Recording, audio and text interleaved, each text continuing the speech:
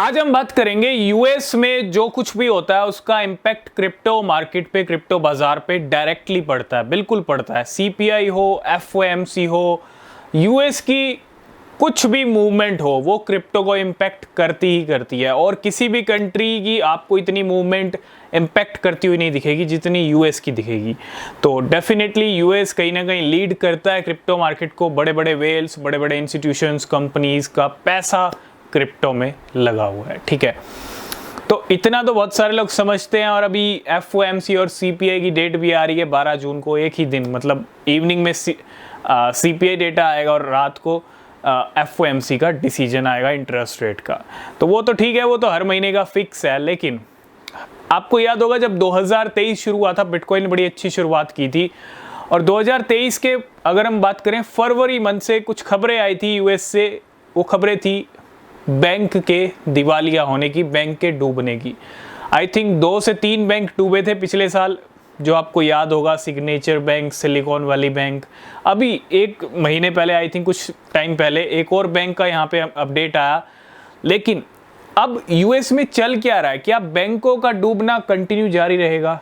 और अगर जारी रहेगा, क्योंकि अगर आप देखो 3 बैंक डूबे तो बिटकॉइन आज कहाँ पहुँच गया, सीपीआई डेटा नीचे गिरा तो बिटकॉइन कहाँ पहुँच गया, इंटरेस्ट रेट कम हुए तो बिटकॉइन कहाँ पहुँच गया, ईटीएफ अप्रूवल मिल गए तो बिटकॉइन कहाँ पहुँच गया।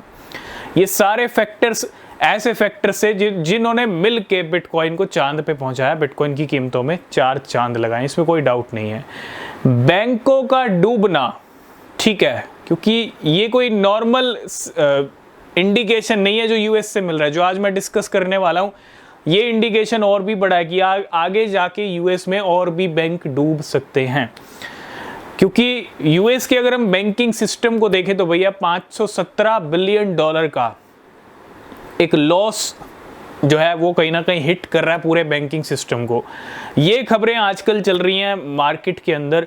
और डेफिनेटली यूएस में कुछ भी होगा उसका इम्पैक्ट अच्छा मार्केट पे पड़ेगा। देखो, जो क्रिप्टो के फेवर में होगा उसका इम्पैक्ट अच्छा पड़ेगा क्रिप्टो पे।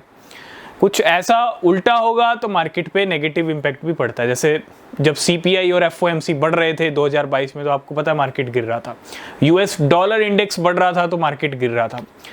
अब बैंकों का डूबना, बैंकों का दिवालिया होना, ये हम नहीं कहते कि भैया अच्छी बात तो नहीं है। लेकिन यूएस का बैंकिंग सिस्टम इतना तो क्लियर हो गया 2023 से, भैया हिला पड़ा यूएस का बैंकिंग सिस्टम।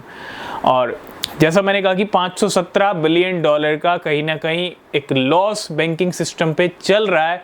ये लॉस कहीं ना कहीं बैंकिंग सिस्टम को और भी हिला सकता है। और मार्केट में ये भी न्यूज़ आ रही है यूएस की तरफ से, मतलब यूएस के बैंकिंग सिस्टम को लेके, कि 50 से 60 बैंक ऐसे हैं जो कहीं ना कहीं इस खतरे की ओर बढ़ रहे हैं। मतलब कहने का मतलब ये है कि आने वाले टाइम में ये भी खबरें आ सकती हैं कि यूएस में और बैंक डूब गए या दिवालिया हो गए। और अगर ऐसा हुआ तो उसका इम्पैक्ट तो मे भी क्रिप्टो पे अच्छा पड़े, क्योंकि यूएस बैंक दिवालिया होंगे तो पैसा कहाँ जाएगा, ठीक है।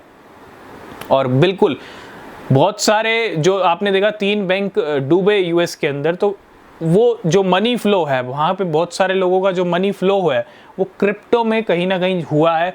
और इसका फ़ायदा क्रिप्टो और बिटकॉइन को मिला है, इसमें कोई डाउट नहीं है। बिटकॉइन का प्राइस आप देख सकते हैं, अगर नेगेटिव इम्पैक्ट होता 3 बैंक डूबने का तो बिटकॉइन इतना ऊपर नहीं आता। तो सिग्नल तो अच्छे हैं, सेंटीमेंट तो अच्छे हैं फॉर क्रिप्टो मार्केट। और ये सिग्नल अच्छे नहीं है, इंडिकेशन अच्छे नहीं है फॉर यूएस के बैंकिंग सिस्टम का। कहीं ना कहीं हमको तो लग रहा है भैया हिला पड़ा है बैंकिंग सिस्टम। अब वो कैसे संभलेगा, क्योंकि नवंबर में यूएस के प्रेसिडेंट इलेक्शन भी हैं, ठीक है। तो जो भी आगे बैंकिंग सिस्टम को लेके यूएस में जो भी कुछ भी चल रहा है उसको लेके जो भी अपडेट्स होंगे वो हम डिस्कस करेंगे, ठीक है। तो 50 to 60 बैंक टारगेट के ऊपर हैं। अगर कुछ सिचुएशन ऐसी होती है तो और भी बैंक डूबते हुए आपको दिख सकते हैं। तो ये जो सिलसिला है ये कंटिन्यू चल रहा है यूएस के अंदर। बाकी अपडेट्स मिलेंगे आपको नेक्स्ट वीडियो में, तब तक के लिए बाय बाय, टेक केयर।